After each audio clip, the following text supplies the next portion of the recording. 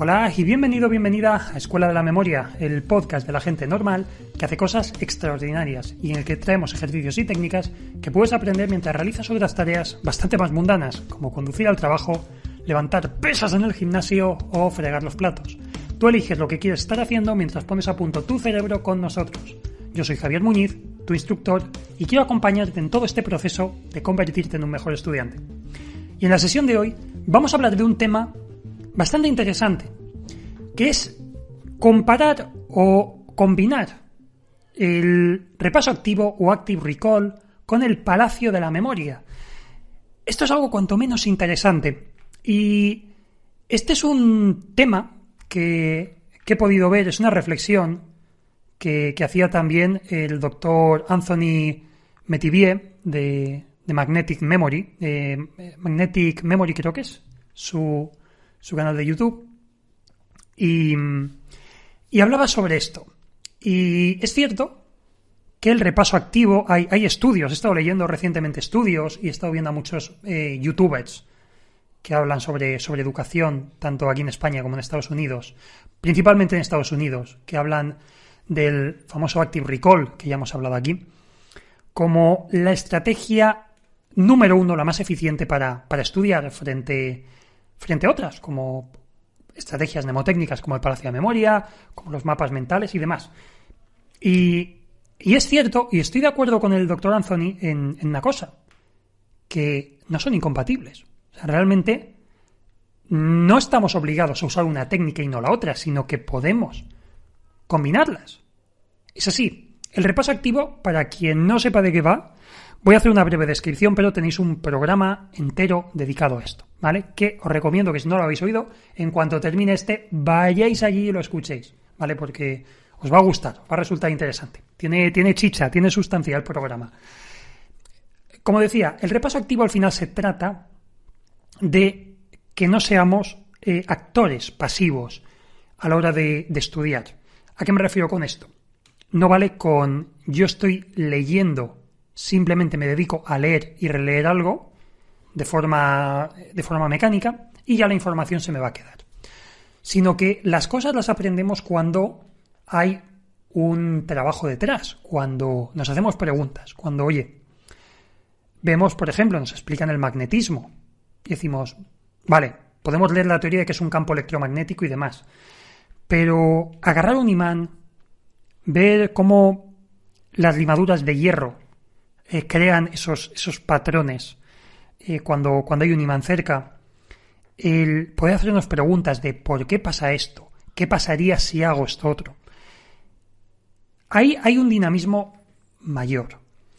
También cuando leemos algo y lo que hacemos es, en vez de volver a releer o directamente hacer un resumen mirando lo que hemos escrito, el intentar explicar con nuestras propias palabras, haciendo nuestro propio discurso, que he entendido yo, voy a explicarlo como si fuese un profesor que tiene que dar clase o como si fuese alguien que tiene que dar una charla ante un auditorio.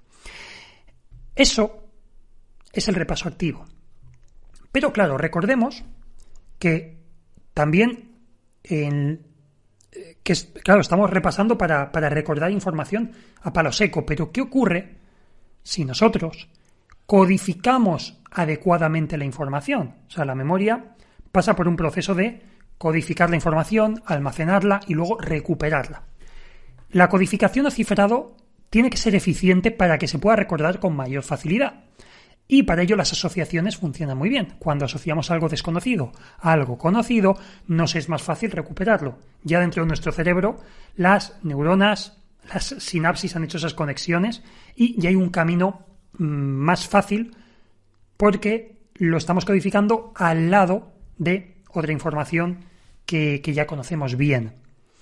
Entonces, debemos intentar hacer esto, hacer un repaso activo, pero de información que ya hemos cifrado, que ya hemos hecho nuestra porque es personal, y no solo ya por las propias explicaciones, sino porque hemos hecho un palacio que es nuestro, hemos codificado la información con unas escenas, con unas imágenes que hemos hecho nuestras también, y una vez hemos cifrado esa información, pues puede ser un buen momento para decir, vale, Ahora voy a hacer unos garabatos para dibujar brevemente o vagamente las escenas de mi palacio.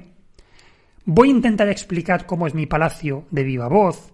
Voy a grabarme incluso y me voy a escuchar en voz alta para que sea algo más activo. Voy a hacerme distintas preguntas sobre el tema que estoy estudiando, como he dicho antes, del magnetismo, pero también sobre el propio palacio. Voy a preguntar qué había en la salita debajo de la mesa. Voy a hacerme este tipo de preguntas para acostumbrarme no solo a hacer el recorrido del palacio, sino a preguntar, a plantear el problema desde otro punto de vista, o a plantearme, oye, ¿dónde estaba el imán? Para recordar todo el tema del magnetismo, ¿dónde estaba el imán?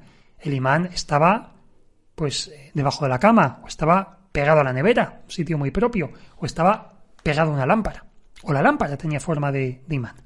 Voy a preguntarme esto, pregúntatelo, y busca formas de profundizar. Esto también lo comenté ya con el tema del repaso activo.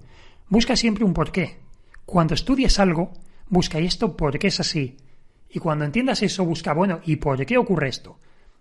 Ve profundizando. Cuanto más te hagas esta pregunta de por qué o quién, más estás profundizando en el tema, más estás intentando dominar esa materia. Y lo que digo, cuando empiezas a tener clara la información, codifícala de forma eficiente dentro de tu palacio de la memoria. Y luego haz un repaso activo del propio palacio. Esto te va a permitir aunar lo mejor de los dos mundos. Vas a tener esa facilidad para recordar la información, para que se fije adecuadamente en la memoria a largo plazo, y aparte vas a tener la velocidad que proporciona la mnemotecnia para almacenar la información, para codificarla rápido.